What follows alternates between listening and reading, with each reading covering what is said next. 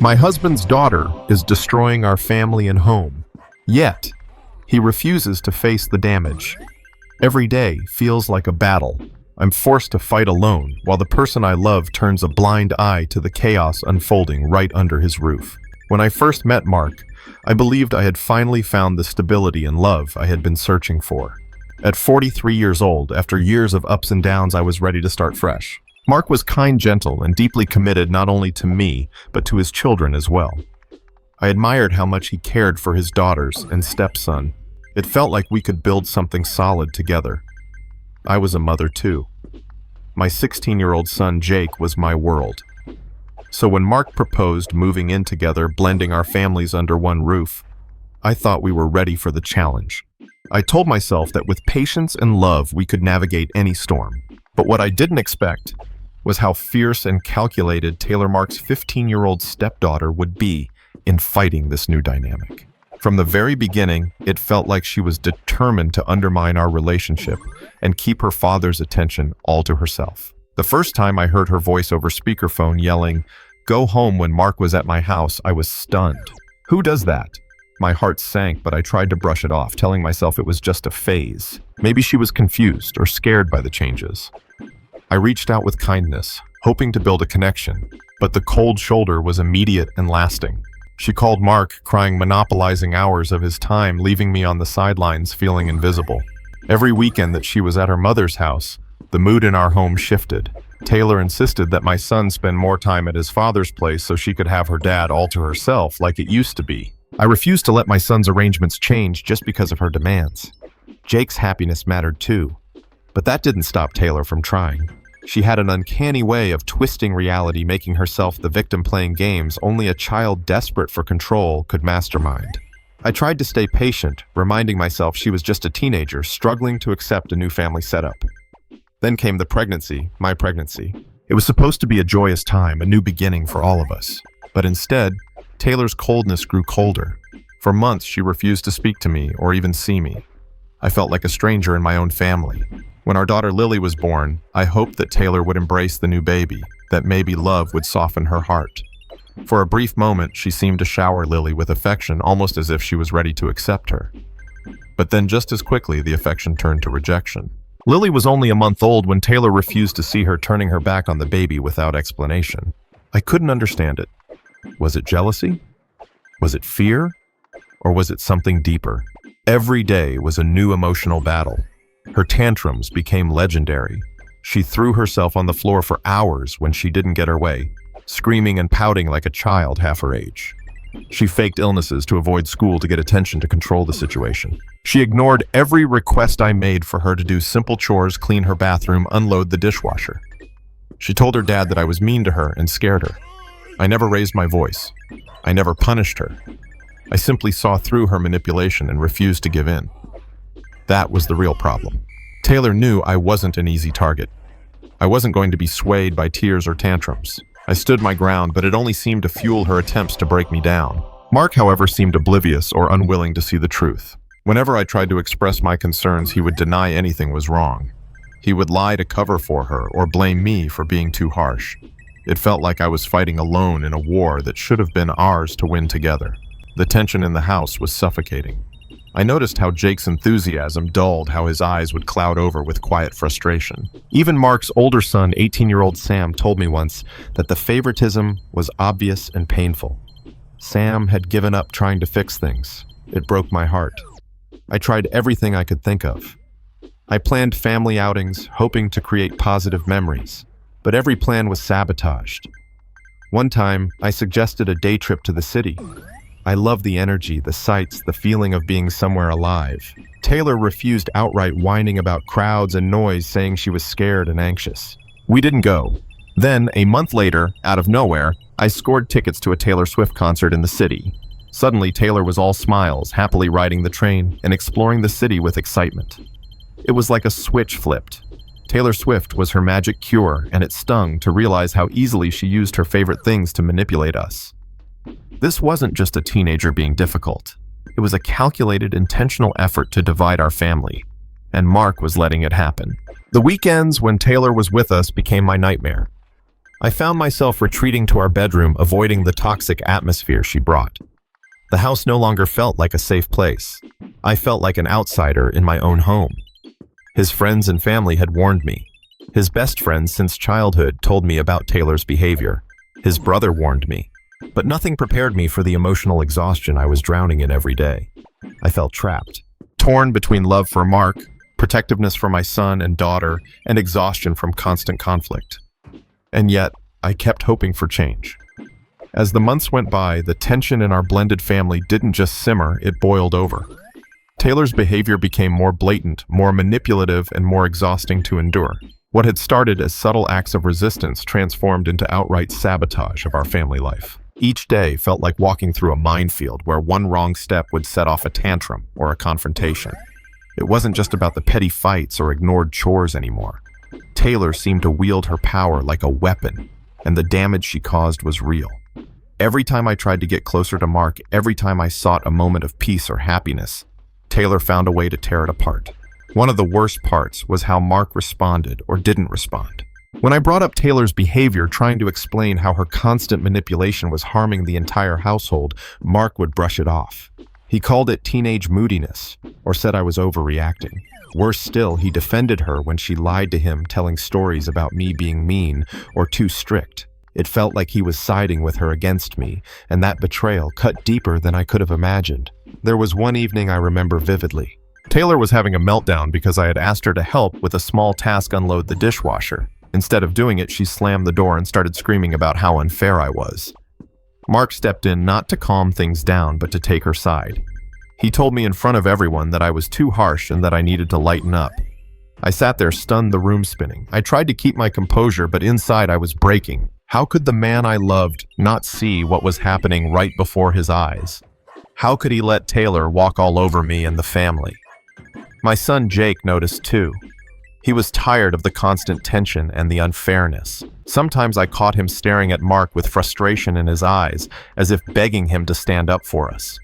His older brother Sam, who lived nearby, confided in me that he had tried to talk to Mark to point out the favoritism and its consequences, but Mark just shrugged it off. Sam's words haunted me. The idea that Mark had given up trying to balance things, that he had accepted the chaos as normal, was almost unbearable. And what about Taylor herself? It was clear she knew exactly what she was doing. The tantrums, the fake illnesses, the silent treatments, it was all a game for her. A way to control the narrative, to isolate her father, to keep the family fractured. When I refused to fall for her manipulations, she ramped up the attacks, aiming to wear me down. She even started to spread rumors to her friends and to Mark that I was mean and scary. I was never the yelling type. I never raised my voice or took away privileges, but those lies stuck. It hurt to think that my stepson and the people I cared about might believe her over me. There were moments I wanted to give up, to walk away and protect my own peace, but I couldn't. My love for Mark and my children kept me tethered.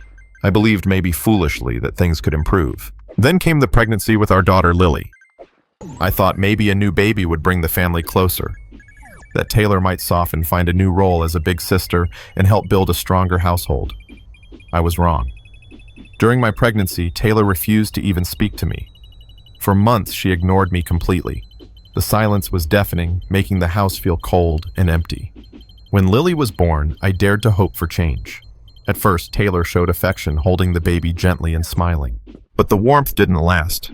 Within weeks, she turned cold again, refusing to see or speak to Lily. The rejection stung. How could a child reject her own little sister? Was it jealousy? Fear? Something else I couldn't understand. I tried talking to Taylor gently, patiently, but she shut me out completely. Her behavior wasn't just a phase. It felt intentional, almost vindictive.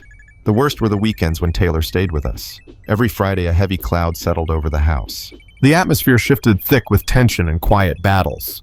I found myself retreating to our bedroom just to escape the hostility. Mark's best friends had warned me. Taylor's hard to handle, they said. Her dad's used to it, but it's rough. His brother gave me the same caution.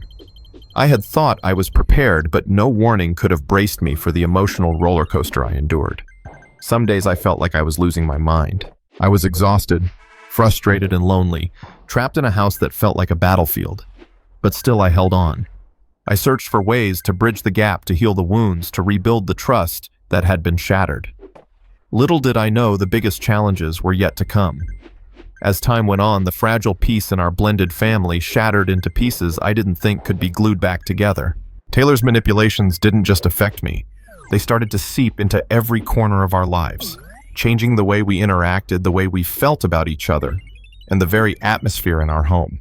Taylor's relentless tactics intensified. She pushed boundaries in ways that shocked even me, a woman who had faced her fair share of challenges.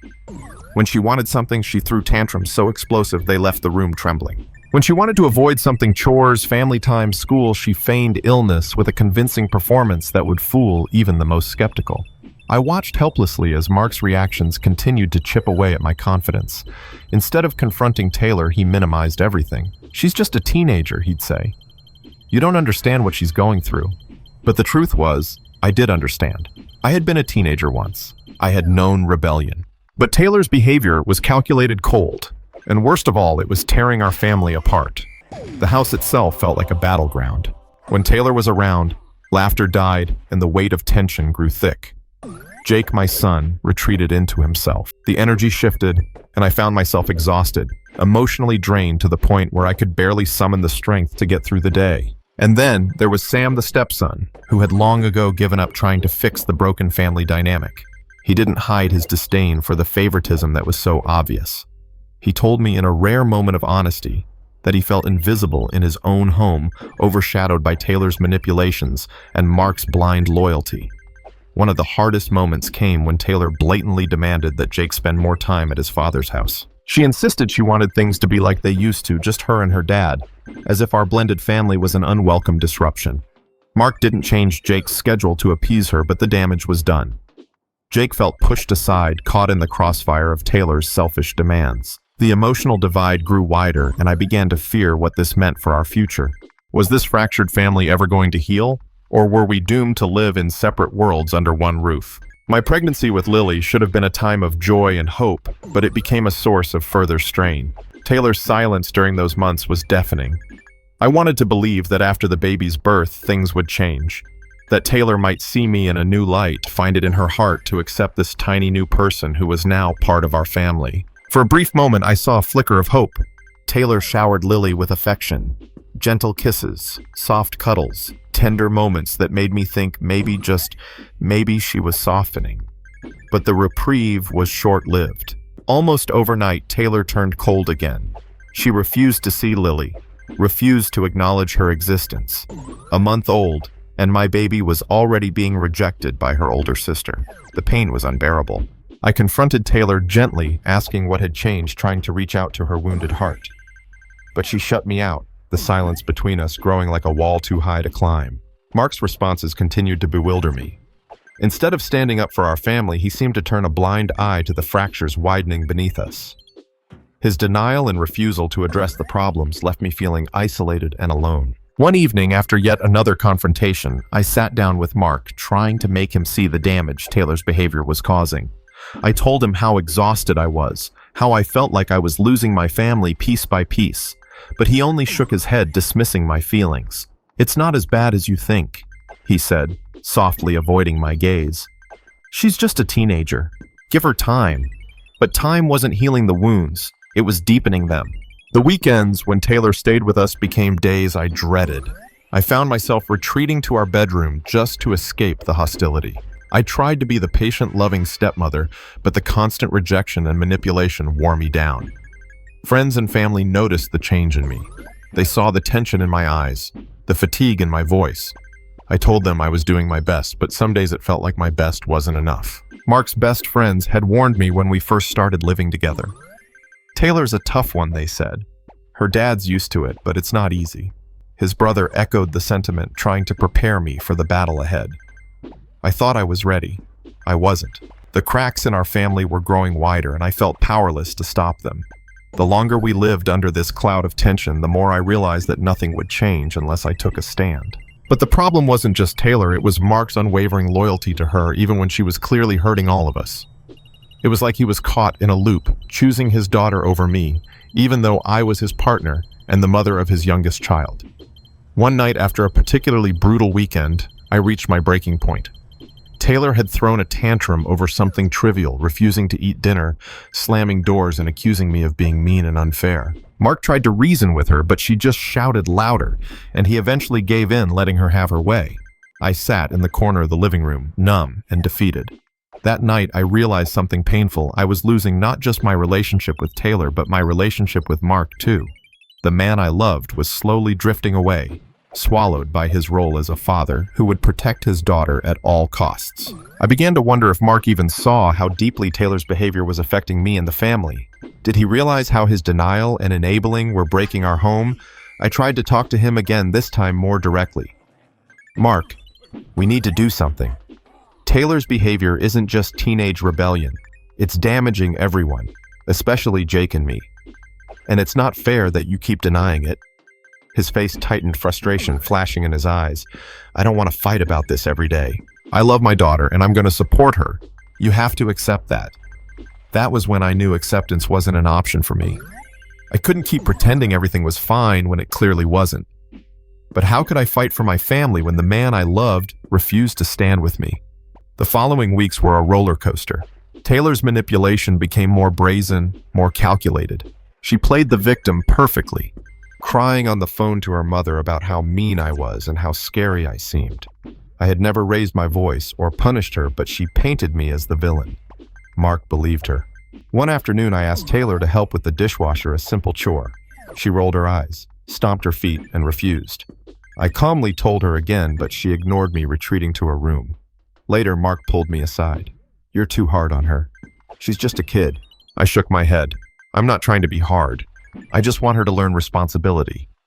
But she refuses to listen because she knows you'll defend her, no matter what. Mark looked away. Maybe I do, because she's my daughter. I swallowed the lump in my throat. I understood that, but I also needed him to see that it wasn't just about her, it was about all of us, about the family we were supposed to be building. The tension wasn't contained in our home. Jake was hurting too. He began to withdraw, spending more time with his friends and less with us. I saw the sadness in his eyes and the growing distance between us. One night, Jake confided in me. Mom, it feels like Taylor's the only one who matters around here. Dad won't listen when I say she's making everything worse. My heart broke for him. I wanted to shield him from this toxic environment, but I felt powerless. The family gatherings, once full of laughter and warmth, became battlegrounds. Taylor's moods swung wildly, her tantrums drawing attention and sympathy from everyone except me. Mark's friends started to notice the imbalance, offering quiet support but no solutions. I tried everything: family counseling conversations, patience, and endless love. But every step forward seemed to be met with 2 steps back. One day, after a particularly difficult conversation with Mark, I found myself crying alone in the nursery. Lily, barely 2, was sleeping peacefully, unaware of the storm raging around her. I thought about the family I had dreamed of, the love, the unity, the happiness. But reality was a bitter contrast. Was this the family we were destined to have? A house divided by lies, favoritism, and manipulation. I didn't know how much longer I could hold on. The weight of months, maybe even years of tension, finally pushed me toward a choice I had long dreaded: to confront the reality I was living in and to fight for the peace my family desperately needed. I realized that if I stayed silent, I was sacrificing not only my own well-being, but the future of my children and the relationship I had with Mark. One evening, after another draining weekend with Taylor's outbursts, I sat Mark down. I was calm, but firm, knowing this conversation could change everything or nothing. Mark, I began. I love you, and I love this family, but I can't keep living like this. Taylor's behavior is hurting everyone, especially Jake and me. You've been defending her no matter what, but it's not helping her and it's tearing us apart. Mark's face was hard to read. I saw frustration, sadness, maybe even a flicker of understanding. I'm not trying to choose sides, I continued, but we need to be a team. We need to set boundaries and get help. If we keep pretending this isn't a problem, it's only going to get worse. He looked away for a long moment, then nodded slowly. You're right. I've been blind to how much this is affecting you and the kids. I want to fix this too. It was the first step toward hope. We decided to start family counseling, something I had suggested before, but that Mark had resisted. This time he agreed, and we began the slow, difficult process of facing the uncomfortable truths. Taylor was defensive at first, but gradually she started to open up, revealing fears and insecurities behind her tantrums and manipulation. Counseling didn't magically erase the problems, but it gave us tools to communicate better and begin healing old wounds. Mark began to listen more to see beyond Taylor's acting out and understand her pain. He also started to support me more, showing Jake and Lily that they mattered just as much. The household atmosphere slowly shifted. Weekends no longer felt like a war zone. There were still challenges, of course, but the tension eased, replaced by moments of laughter and genuine connection. I won't pretend everything is perfect now. Blended families are complicated, and teenagers especially can be difficult. But I learned that change begins with honesty, courage, and a willingness to face the hard truths together. Looking back, I'm proud of the strength I found to speak up and demand the respect and peace my family deserved. I'm grateful that Mark was willing to listen and grow, and hopeful that with continued effort, we can build a loving, balanced home. To anyone struggling in a similar situation, remember, you're not alone, and sometimes the hardest conversations lead to the most meaningful healing. Keep fighting for your family, but don't forget to fight for yourself too. If you found this story compelling, please like the video and subscribe to the channel for more real-life dramas and honest stories. Your support means a lot and helps us share more voices like this.